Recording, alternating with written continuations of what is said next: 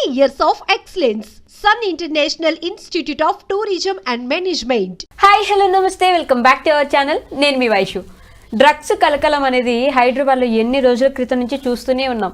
Rave party జరిగింది, అక్కడ ఇంతోమంది యాక్టర్లు దొరికేశారు డ్రగ్స్ తీసుకుంటూ అని. ఎంతోమంది దొరుకుతూనే ఉన్నాయి, ఇంకా కూడా కంటిన్యూ అవుతూనే ఉన్నాయి. ఎవరిదైనా హీరోస్ కానీ హీరోయిన్స్ సింగర్స్ది బర్త్డే పార్టీలు అంటే డ్రగ్స్ తీసుకుంటూ దొరికిపోతున్నారు. చట్టం ఎందుకు దాన్ని స్ట్రిక్ట్గా తీసుకోవట్లేదు? ఈ విషయం గురించి మాట్లాడడానికి ఈరోజు నాతో పాటు అడ్వకేట్ లక్ష్మీ కట్ట గారు ఉన్నారు. మేడంతో మాట్లాడదాం. Hello ma'am. హలో, నమస్తే మ్యామ్. నమస్తే. మళ్ళీ ఇప్పుడు సింగర్ పేరు చెప్పొచ్చు అంటారా? మరి సింగర్ అంటే పోలీసులు అఫీషియల్ గా అనౌన్స్ చేస్తే చెప్పొచ్చు, దానికి. ఓకే, సింగర్ మంగ్లీ బర్త్డే పార్టీలో మళ్ళీ డ్రగ్స్ తీసుకుంటూ దొరికిపోయారు అంటున్నారు. చట్టం ఎందుకని సీరియస్ గా తీసుకోవట్లేదు ఈ విషయాన్ని? చట్టము సీరియస్ గా తీసుకునేది, చట్టానికి కళ్ళు కంతలు కట్టి ఉంటాయి, ఎప్పుడు కూడా కళ్ళుకి కట్టేసి ఉంటాయి. అంటే అంత ఈజీగా ప్రతిదాన్ని మనం సరౌండింగ్స్ అన్నీ కూడా చట్టం అంటే పోలీసు ప్రతి ఒక్కరిని, అంటే వాళ్ళ వ్యక్తిగత రెస్పాన్సిబిలిటీని మర్చిపోయేసి, అంటే పార్టీల కోసం, పొలిటికల్ పార్టీల కోసము, దేశం కోసము, సమాజం కోసము ఒక మెసేజ్ ఇచ్చి వాళ్ళని అలా చేస్తారని అంటే వాళ్ళ బాధ్యత ఎంతవరకు ఉంటుంది అనేది మనం ఆలోచించాలి. ఇప్పుడు మీరు చెప్పారు సింగర్ మంగ్లీ అని, ఆమె సింగింగ్లో కాకుండా అంటే ఒక బ్యాక్గ్రౌండ్ నుంచి చూసుకుంటే కనుక కష్టపడి వచ్చిన అమ్మాయి. సో ఆ అమ్మాయికి డబ్బులు వచ్చిన తర్వాత సెలబ్రేట్ చేసుకోవాలి, ఎంజాయ్ చేసుకోవాలంటే తప్పలేదు. అంటే నా ఫ్రెండ్స్కి నేనేం బాధ్యత, నేను తీసుకోలేదు కదా అనుకోవచ్చు. కానీ నువ్వు మెయింటైన్ చేస్తే సర్కిల్ ఎట్లా ఉన్నది అనేది ఫస్ట్ ఆఫ్ ఆల్ ఎవరికి వాళ్ళు ఇది చేసుకోవాలి.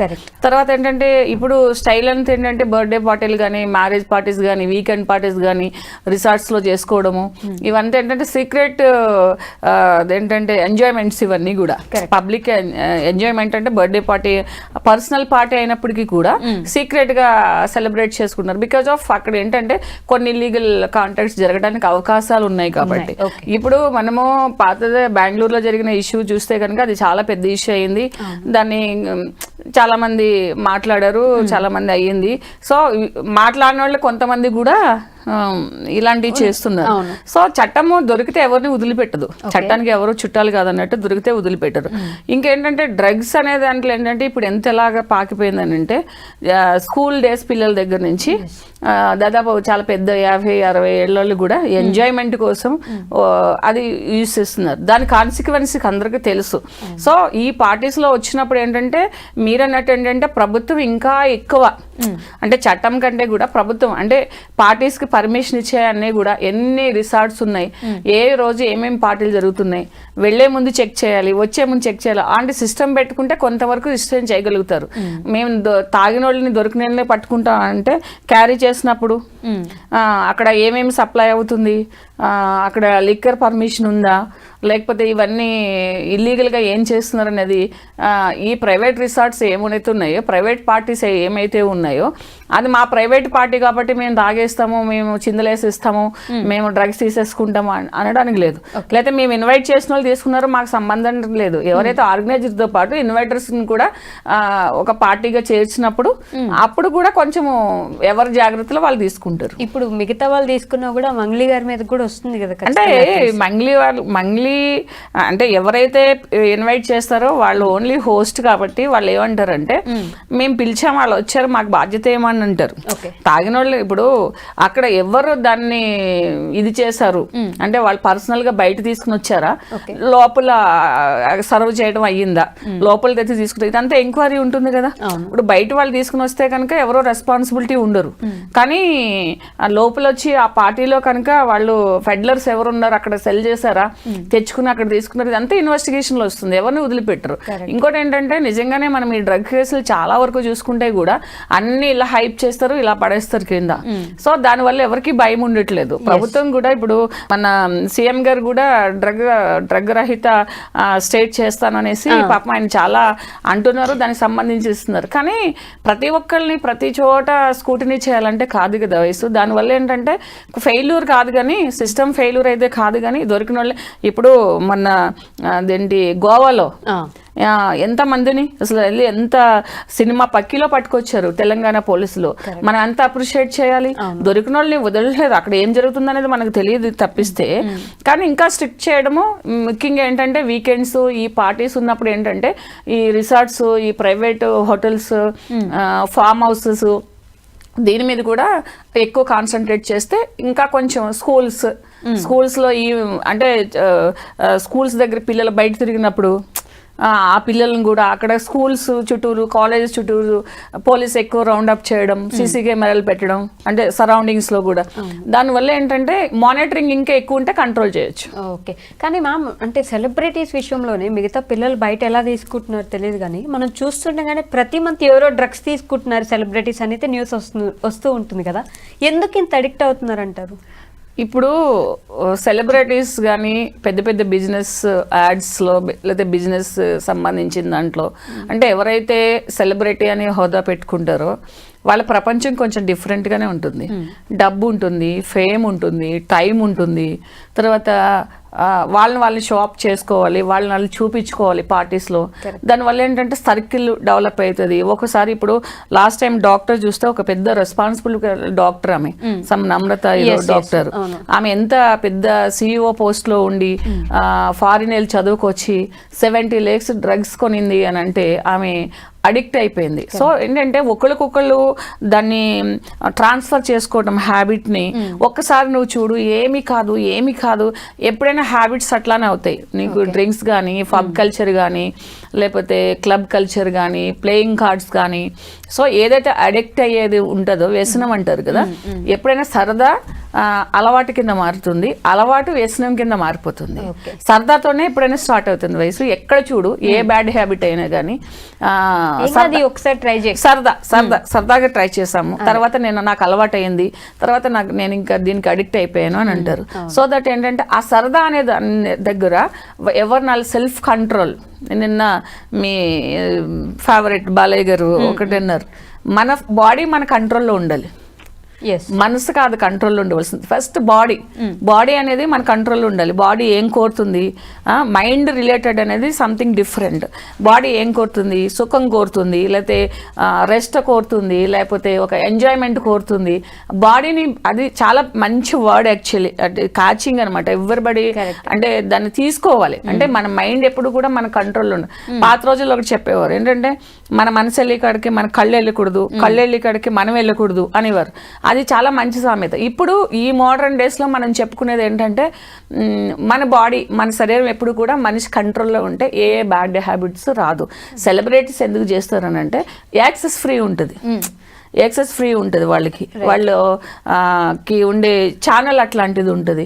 సరే కొంచెం టేస్ట్ చేయమంటారు, సరదా ఏముంది, పార్టీస్ అప్పుడే కిక్, అట్లా అదొక ఎంజాయ్మెంట్, అదొక ఇది అని.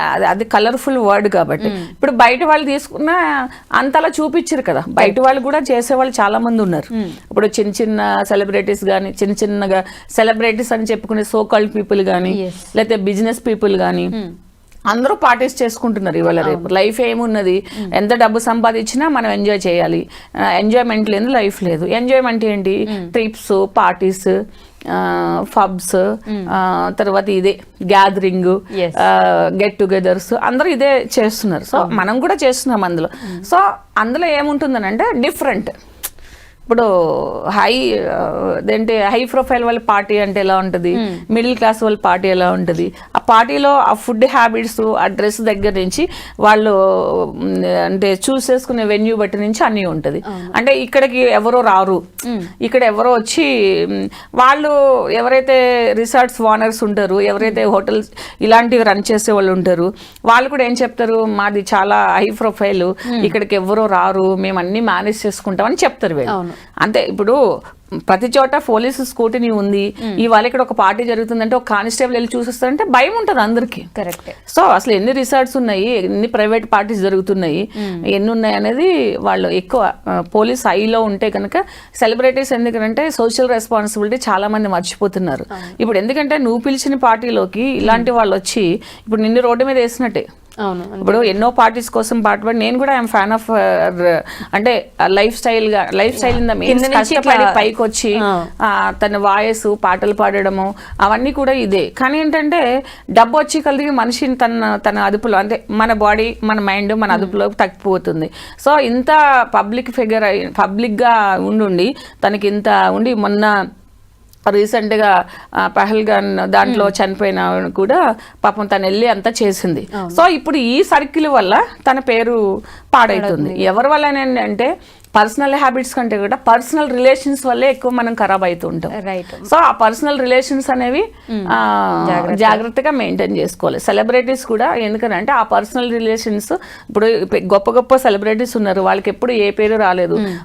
30 ఏళ్ళు 40 ఏళ్ళు 50 ఏళ్ళు ఇండస్ట్రీస్ లో ఉన్నారు. అంటే ఏ ఇండస్ట్రీస్ లో అయినా కూడా అంటే మూవీ ఇండస్ట్రీ కానీ లేకపోతే టీవీ ఇండస్ట్రీస్ లో కానీ ఉన్నారు. అలాగే పెద్ద పెద్ద క్రికెటర్స్ అంతా వాళ్ళు సెలబ్రిటీ యాడ్స్ లో చేసిన వాళ్ళు వీళ్ళంతా వరల్డ్ ఫేమ్ సెలబ్రిటీస్ ఉన్నారు. వాళ్ళకి ఎందుకు రాదు? ఇప్పుడు ఎందుకు అంత ఇలా అవుతున్నారు? ఎందుకంటే జనాల్లో ఏంటంటే ఈ చేంజ్ ఆఫ్ మైండ్ వల్ల అంటే ఎంజాయ్మెంట్కి ప్రిఫరెన్స్ ఇవ్వడం వల్ల డబ్బు వస్తే చాలు దాన్ని ఇప్పుడు డబ్బు వస్తే ఎలాగ దాన్ని వినియోగించుకోవాలా, ఏమి ఇన్వెస్ట్ చేసుకోవాలి, లేకపోతే ఎవరికి హెల్ప్ చేయాలని చూసేవారు. అంటే కష్టపడి పైకి వచ్చిన వాళ్ళు ఇప్పుడు చేసామని అంటున్నారు. చేసింది ప్రతిదీ కూడా చాలా మంది యూట్యూబ్లో చూసుకోవడం, పర్సనల్గా ఇంట్లో మేము ఈ రోజు మా మామగారికి ఫుడ్ పెట్టాం, మేము ఇది చేసాం, ఈ చారిటీ చేసాం, ఈ బట్టలు ఇచ్చామని చెప్పుకుంటూ ఉంటారు. సో అలాగే ఏంటంటే వాళ్ళ అఫీషియల్గా వాళ్ళ క్యాడర్ని చూపించుకోవడం ఇలాంటి పార్టీస్ కూడా ఎంజాయ్ చేసుకుని ఇలా దొరుకుతుంటారు. కానీ నిజంగానే మనతో పాటు మన చుట్టూ ఉన్న వాళ్ళని కూడా జాగ్రత్తగా అంతే కదా. ఇప్పుడు నీకు ఏ సెలబ్రిటీకైనా ఒక ఫ్యాన్స్, ఆ ఫ్యాన్స్ లేని ఎవరు సెలబ్రిటీ కాలేరు. ఒక క్రికెటర్ అయినా, ఒక హీరో అయినా, ఒక హీరోయిన్, ఒక క్యారెక్టర్ ఆర్టిస్ట్ అయినా, ఒక బిజినెస్ మ్యాన్ కూడా ఫ్యాన్స్ ఉంటారు. ఎందుకంటే తన లైఫ్ లో ఎదిగిన విధానాన్ని బట్టి, తన ఒక లైఫ్ స్టైల్, తన మోడ్ ఆఫ్ బిజినెస్ స్టైల్ని బట్టి ఆ ఫీల్డ్ లో ఉన్న వాళ్ళు ఆయనకి ఫ్యాన్స్ ఉంటారు, లేకపోతే ఆమెకి ఫ్యాన్స్ ఉంటారు. ఇప్పుడు ఎంతో మంది లేడీ సిఇఓలు ఉన్నారు, లేడీ ఫెమినిస్టులు ఉన్నారు, లేడీ రైటర్స్ ఉన్నారు, లేడీ పారిశ్రామికవేత్తలు ఉన్నారు, ఓన్ గా బిజినెస్. వాళ్ళందరికీ మనలాంటి వాళ్ళు ఫ్యాన్స్ ఉంటాం. సో మనము పైకి వెళ్ళాలని చెప్పేసి వాళ్ళు అంతగా ఉండదు కాబట్టి వీళ్ళు ఫీల్ డిఫరెంట్ కాబట్టి వీళ్ళకి ఫ్యాన్స్ ఉంటారు. ఈ ఫ్యాన్స్ ఉంటేనే వీళ్ళు ఉన్నారు. ఈ ఫ్యాన్స్ కి కొంచెం కొత్తగా కనిపించాలి, కొత్తగా చేయాలి, అది యూట్యూబ్ లో పెట్టుకోవాలి, మనం ఇంకా చేయాలని ఇది అయిపోయింది. మరి పాత రోజుల్లో ఏమున్నాయనేసి మరి పేపర్లు అందరూ చదివేవారు కాదు, బుక్స్ అందరూ చదివేవారు కాదు. మరి అంతా 200 రోజులు మూవీస్ ఆడి సీరియల్స్ సంవత్సరాలు తరబడి జరిగినాయి.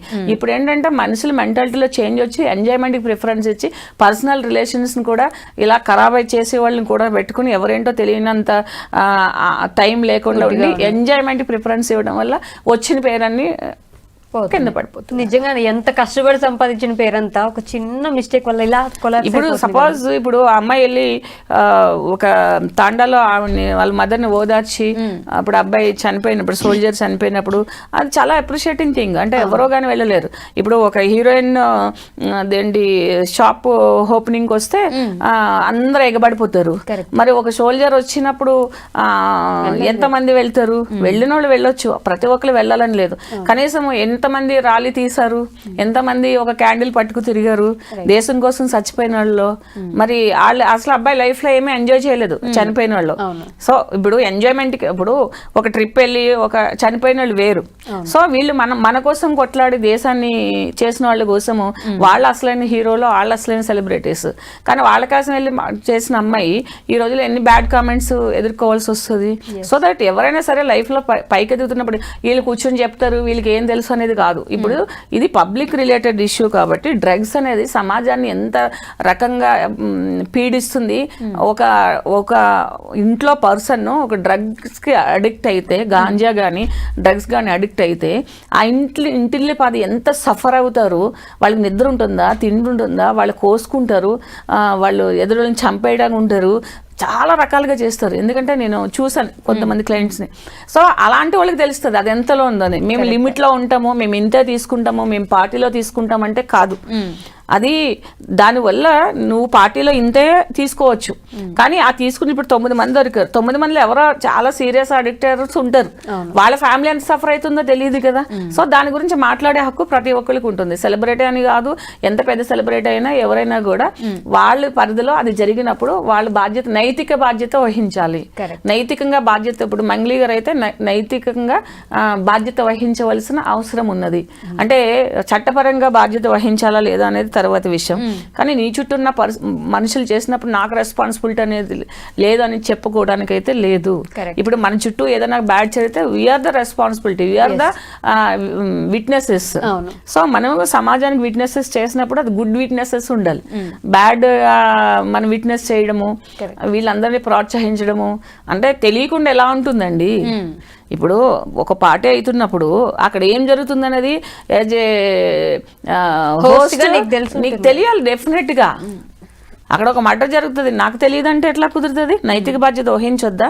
సమాజాన్ని అంతటికి కూడా ఎన్నో చెప్పి ఎన్నో చేసిన వాళ్ళలో మీరు అది వ్యక్తిగతంగా పాటించినప్పుడే దానికి విలువ ఉంటుంది. Correct. Okay okay ma'am, thank you so much. Welcome.